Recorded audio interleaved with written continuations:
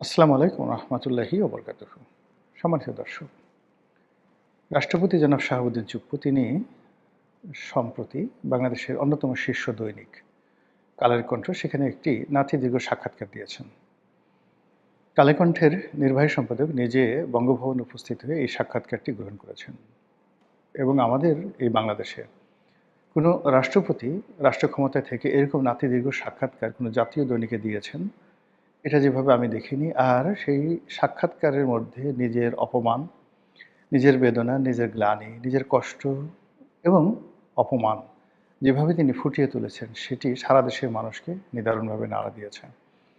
আমরা যারা বাইরে আছি তারা হয়তো মনে করি যে রাষ্ট্রপতি মানে একটা বিরাট ব্যাপার। তিনি সেখানে রাজার হালে আছেন, পায়ের উপর পা তুলে বসেছেন। প্রতি অক্তে তার জন্য শাহী খাবার তৈরি হয়, তার জন্য ডাক্তার আছে, তার নামাজ পড়ার জন্য আলাদা জায়গা আছে, ব্যায়ামাগার আছে, আরও কত কী।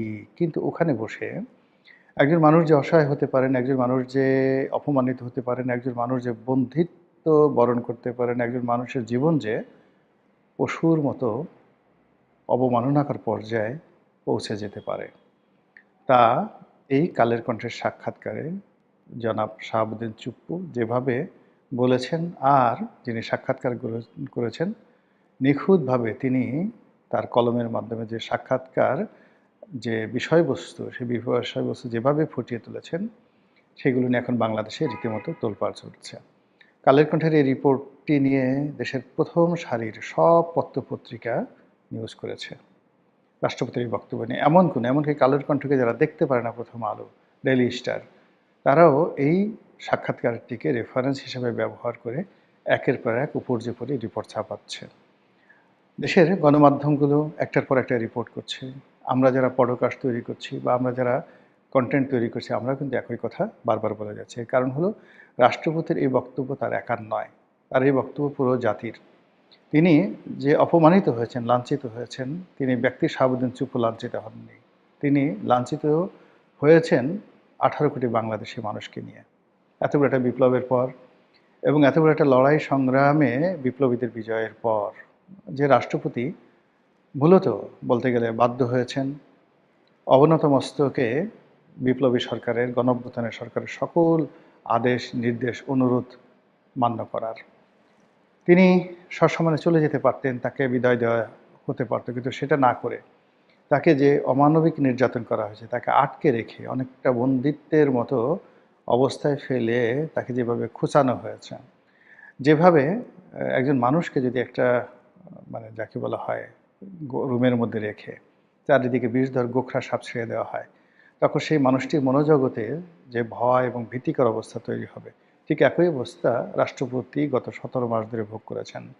এই রাষ্ট্রপতির ভবন আক্রমণ হবে, এই বঙ্গভবন আক্রমণ হবে, এই রাষ্ট্রপতিকে আজকে পদচ্যুত করা হবে, কালকে তাকে বঙ্গভবনে ঢুকে লাঞ্ছিত করা হবে, এরপর তাকে ধরে আনা হবে, ইত্যাদি ইত্যাদি নানা রকম কথা গত 17 মাসে ছড়িয়ে যেভাবে এই মানুষটির জীবনকে তছনছ করে দেয়া হয়েছে, তা ডক্টর ইউনূসের পতনের পরে তার জন্য রীতিমতো স্বর্গোদ্যান হয়ে পড়েছে। তারেক রহমান সাহেবের জমানাতে তিনি বড় করে স্বস্তির নিঃশ্বাস ফেলতে পেরেছেন এবং অকপটে বলেছেন যে নতুন সরকার গঠন করার পর তিনি তুলনামূলকভাবে ভালো আছেন।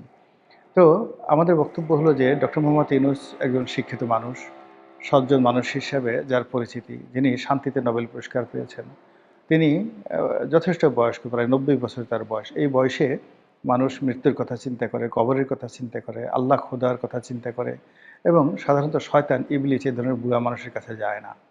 কিন্তু কি হলো, এই ভদ্রলোক বা তিনি নিজে বা তার আশেপাশে যারা ছিলেন, তারা গত এই 17 মাসে কেবল ডক্টর মোহাম্মদ ইউনূস নয়, এরকম আরও অনেক বহু সম্মানিত মানুষের জীবন তছনছ করে ছেড়ে দিয়েছেন। যারা ব্যবসা বাণিজ্য করতেন, প্রায় বড় বড় সব ব্যবসা প্রতিষ্ঠানগুলো মবের শিকার হয়েছে। সেটা বসুন্ধরা গ্রুপ বলেন বা তাদের প্রতিদ্বন্দ্বী যমুনা গ্রুপ বলেন, সেটা গাজী গ্রুপ বলেন কিংবা হামিম গ্রুপ বলেন, বাংলাদেশে এমন কোনো বড় শিল্প প্রতিষ্ঠান নাই, প্রাণ গ্রুপ বলেন কিংবা ইস্পাহানি গ্রুপ বলেন, কেউ মবের কবল থেকে রক্ষা পায়নি। এবং সেই ক্ষেত্রে ডক্টর মোহাম্মদ ইউনূস তারা যারা লোকজন আছেন, তারা এই মবের প্রতি সহানুভূতি না জানিয়ে উল্টে এই বলার চেষ্টা করেছেন যে এটা মানুষের ক্ষোভের বহিঃপ্রকাশ, এটা প্রেশার গ্রুপ, ইত্যাদি ইত্যাদি নানা রকম কথা। তো যা হোক, এই যে 17 মাসে ডক্টর মোহাম্মদ ইউনূসের বিরুদ্ধে যে মানুষের পুঞ্জীভূত ক্ষোভ ছিল, বেদনা ছিল এবং তাদের অনেক কথা মানুষ প্রতিবাদ করতে পারেনি মবের ভয়ে। তাদের অনেক কথা মামলা মোকদ্দমা, রাষ্ট্রদ্রোহ মামলা, আওয়ামী লীগের দোসর সাজিয়ে মামলায় ঢোকানো, হত্যা মামলায় ঢোকানো, এই কাজগুলো ছিল একেবারে মুড়ি মুড়কির মতো। এই কাজগুলো ডক্টর মোহাম্মদ ইউনূসের নেতৃত্বে এমনভাবে হয়েছে যে মানুষ অনেক কিছু দেখেছে, অনেক কিছু বলতে চেয়েছে কিন্তু বলতে পারেনি, অনেক কিছু দেখতে চায়নি কিন্তু তাদেরকে দেখতে হয়েছে, অনেক কিছু সহ্য করতে চায়নি তাদেরকে সেই জিনিসগুলো সহ্য করতেছে। এবং এরই ধারাবাহিকতায় আজকে এই যে রাষ্ট্রপতির যে বক্তব্য, সেই বক্তব্য নিয়ে সাধারণ মানুষের যে আবেগ, সহানুভূতি, এটি আওয়ামী লীগের প্রতি সহানুভূতি নয়, বা এটি জনাব শাহাবুদ্দিন চুপ্পুর প্রতি কোনো সহানুভূতি নয়, এটি হলো ডক্টর মোহাম্মদ ইউনূসের প্রতি বিরক্তি, তার প্রতি ক্রোধ, তার প্রতি ক্ষোভ। রাষ্ট্রপতির এই বক্তব্যের মাধ্যমে অনেকে বলার চেষ্টা করছেন যে ডক্টর মোহাম্মদ ইউনূস সংবিধান লঙ্ঘন করেছেন। তিনি অবিরতভাবে 15-16 বার দেশের বাইরে গেছেন।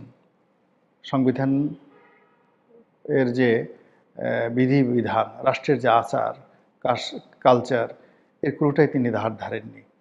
তিনি কিভাবে নির্বাচিত হলেন, কিভাবে মনোনীত হলেন, কিভাবে শপথ নিলেন, এগুলোতে বহু বিতর্ক রয়েছে।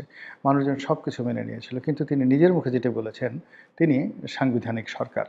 তো সেই সাংবিধানিক সরকার অনুযায়ী তিনি যার কাছে শপথ নিয়েছেন, যার অধীনে যিনি তার উপদেষ্টা, অর্থাৎ প্রধান উপদেষ্টা কার? রাষ্ট্রপতির প্রধান উপদেষ্টা। সেই রাষ্ট্রপতিকে তিনি তুচ্ছ এবং তাচ্ছিল্য করেছেন। এটা কি রাষ্ট্রদ্রোহ? এটা কি সংবিধানের অবমাননা? এটা সংবিধান বিশেষজ্ঞ বা যারা ক্রিমিনাল প্র্যাকটিস করেন, ফৌজদারি অপরাধ বিশেষজ্ঞ, তারা বলতে পারবেন। কিন্তু আমাদের যে চাচা মিয়া বা মামু, তিনি খুব সহজে ছাড়া পাবেন বলে মনে হচ্ছে না।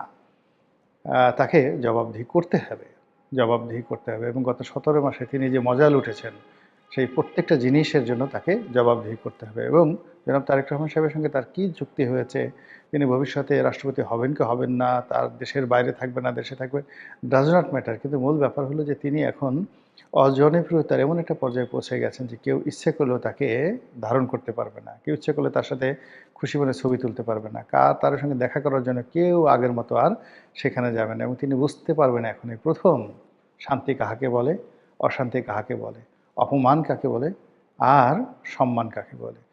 কোনো সম্মানিত ব্যক্তিকে অসম্মান করলে যে কী পরিণতি হয়, এটি এখন তিনি হাড়ে হাড়ে টের পাবেন। যেটা বলছিলাম যে তিনি তার ক্ষমতাকালীন সময় বহুবার দেশের বাইরে গেছেন। প্রোটোকল অনুযায়ী তার উচিত ছিল রাষ্ট্রপতির সঙ্গে দেখা করে যাওয়া আর বিদেশ থেকে এসে রাষ্ট্রপতির সঙ্গে দেখা করা। একটা কাজ তিনি করেননি। এরপর যেটি হলো যে রাষ্ট্রের অনেকগুলো গুরুত্বপূর্ণ প্রতিষ্ঠান, যেমন সেনাবাহিনীর যে ন্যাশনাল প্যারেড গ্রাউন্ডে যেটা হয়, কুচকাওয়াজ হয়, আরেকটা আছে রাষ্ট্রপতির কুচকাওয়াজ। এরপর যেটা হয় সেটা হলো আমাদের যে জেন্টেলম্যান ক্যাডেট রয়েছে, বিএমএ, বাংলাদেশ মিলিটারি একাডেমিতে যারা অফিসার হিসেবে ঢোকেন, তাদের যে পাস আউটের যে সময়, এই সময়টিতে রাষ্ট্রপতি উপস্থিত থেকে এখানে ভাষণ দেন। এই 17 মাসে তাদেরকে, মানে রাষ্ট্রপতি শাহাবুদ্দিন চুপ্পুকে কোথাও যেতে দেওয়া হয়নি। বিশ্বাস করেন তিনি একজন মুসলমান এবং তিনি ডক্টর মোহাম্মদ ইউনূসের চাইতে ভালো মুসলমান। তিনি ডক্টর মোহাম্মদ ইউনূসের চাইতে নামাজ কালাম পড়েন এবং তার যে অধার্মিক যে কর্মকাণ্ড, সেই অধার্মিক কর্মকাণ্ড, মানে শাহাবুদ্দিন চুপ্পুর কোনো অধার্মিক কর্মকাণ্ড নজির আমরা পাইনি।